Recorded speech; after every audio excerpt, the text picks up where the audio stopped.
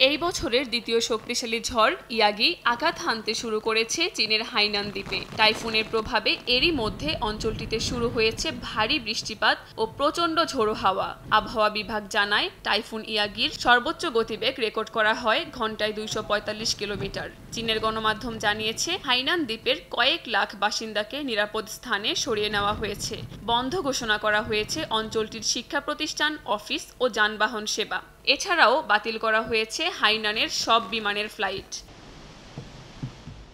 শক্তিশালী এই ঝড়ের প্রভাবে হংকং ও দক্ষিণ চীনেও দেখা দিয়েছে ভারী বৃষ্টিপাত ও প্রচণ্ড ঝোড়ো বাতাস। টাইফুনের ক্ষয়ক্ষতি এড়াতে বাসিন্দাদের রক্ষা করতে জরুরি সেবার পরিধি বাড়িয়েছে কর্তৃপক্ষ। হংকংয়ের গণমাধ্যম জানিয়েছে, স্বায়ত্তশাসিত এই অঞ্চলটির শুক্রবারের সব ধরনের বাণিজ্যিক লেনদেন বন্ধ রাখা হয়েছে।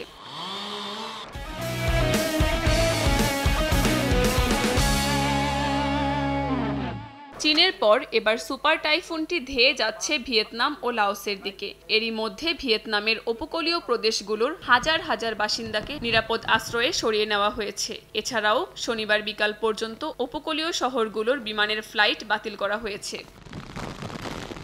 এর আগে গেল সপ্তাহের শুরুতে সুপার টাইফুন ইয়াগি ফিলিপিন্সে আঘাত হানে। এতে হতাহতের ঘটনাও ঘটে। বিজ্ঞানীরা বলছেন, জলবায়ু পরিবর্তনের কারণে সমুদ্রের উষ্ণতা বৃদ্ধির জন্য টাইফুনগুলো ক্রমেই শক্তিশালী হচ্ছে। কাকলি আখতার, সময় সংবাদ।